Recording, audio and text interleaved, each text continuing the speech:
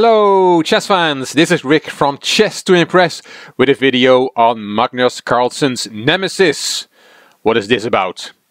Well, Magnus Carlsen is our world champion, the best player in the world with the highest rating, so obviously he has a positive score against most of his closest rivals. He even now has a positive score against Anish Giri, who for a long time had won a game against Carlsen and had not lost any. But in Shamkir in 2018, Carlsen won his second game against Giri, so now also has a positive score against him. But there are still a few players that Carlsen has not got a positive score against. Against the Chinese top grandmaster Ding Liren, Carlsen has an equal score. And the 8-time Russian champion Petr Svidler is on +1 against Carlsen. But Carlsen's nemesis regarding classical chess is against Ian Nepomniachtchi. I think they're good friends, but so far Nepomniachtchi has been able to give Carlsen a real hard time in their games. Nepomniachtchi is on +4 with 4 draws and 4 wins, so they played 8 classical games against each other so far. 2 of those wins were in youth championships, so maybe they don't really count. But the last win was in the London Classic only a few months ago in London 2017. So maybe it would be a good idea for Fabiano Caruana to employ Ian Nepomniachtchi for the match that Caruana will play against Carlsen for the world title in November. Maybe Nepomniachtchi will show Caruana how to beat Carlsen. The game I want to show you is when Nepomniachtchi beat Carlsen for the second time. It was in the World Under 14 Championships of 2003. And it was won, as you can see here, by Sergei Zhigalko from Belarus. And we see some names that we recognize. Maxime Vacher-Lagrave was joined first in that championship. Ian Nepomniachtchi finished in third. He was a FIDE master at that time. Wang Hao is also a 2700 plus grandmaster from China. And we see Magnus Carlsen there on position number 9 with 7.5 out of 11. Nepomniachtchi and Carlsen played each other in the last round, so in round 11 it was played on the 2nd of November 2003. Nepomniachtchi had just turned 13 and Carlsen would become 13 later that month. Let's have a look at their game. This was their third game against each other. The year before they had played in the Under 12 European Championships and 1 month later in the Under 12 World Championships. Nepomniachtchi won in the European Championships and the game they played in the World Championships was a draw. So this was the Under 14 Championships a year later in 2003. E4 was played by Nepomniachtchi, who was white, and Carlsen played the Sicilian defense. Both players needed to win to have a chance of winning the championships, so it was a must-win situation for both of them. C3, D5, E takes, Queen takes, D4, and here the main moves are either Knight F6 or Knight C6, but Carlsen chose the 5th most common move in this position, G6. Knight F3, Bishop G7, Knight A3, and Carlsen took in the center. White can take back here with C takes D4, but he chose to play Bishop C4, hitting the Queen. Queen gave a check, and now a very spectacular move, Bishop E3 to block the check. It looks spectacular, but it's just theory. That bishop cannot be taken. If you take it, then there is Bishop takes F7 check. King takes, and then Knight G5 forks King and Queen, and White wins. So after Bishop E3, the main move is here Knight H6. It was played by Carlsen, protecting the F7 square. So now Black does threaten to take on E3. Nepomniachtchi played Knight B5, and now you cannot take on E3 because of mate in a few moves. If you take on E3, there is Knight C7 check, King F8 only move, and checkmate. So Carlsen castled here, and now the bishop on E3 is hanging, so Nepomniachtchi needs to do something about that, and he took on D4. You can also think about playing knight c7 instead, attacking this trapped rook in the corner, but then d takes e3 and the tactics work out for black. This is not good for white. So c takes d4 was played, and here knight c6 is the best move, also played for example by Boris Gelfand, the World Championship challenger from 2012. But Carlsen played knight a6. Knight c3, attacking the queen, queen c6, queen b3, knight f5 comes into the game. Nepomniachtchi castled, and Carlsen offered a queen trade. The queens came off the board, the position is about equal, and knight a4, attacking that pawn on b6.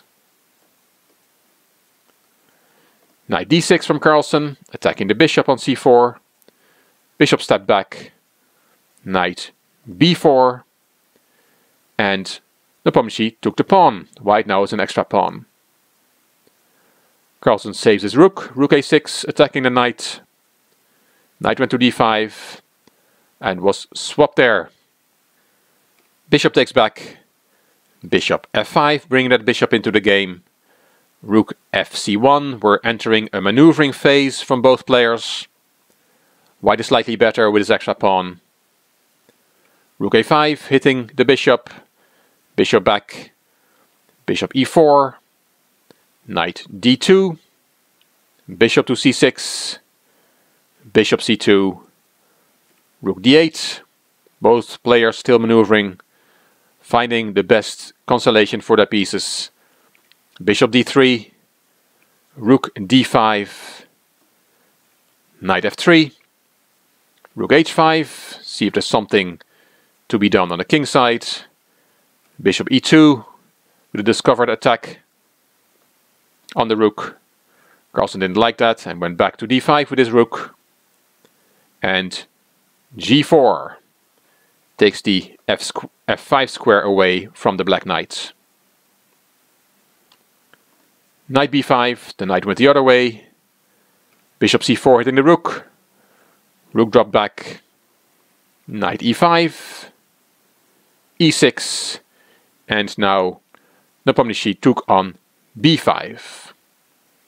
Knight takes c6 is a good alternative. Black then can get his pawn back with b takes c6 and a4, and knight takes d4 is a variation given by the engine.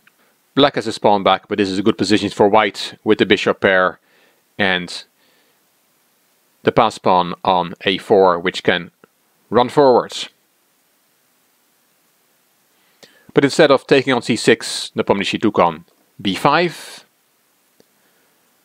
Bishop takes, a4 kicking the bishop, and the bishop went back to e8.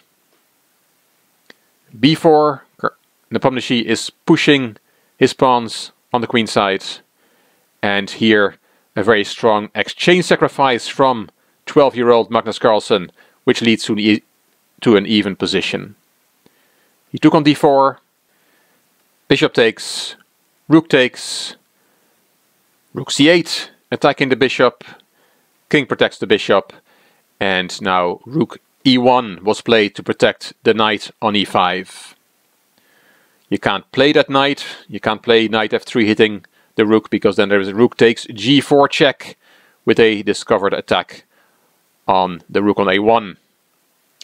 King f1, bishop takes a1, and black is easily winning.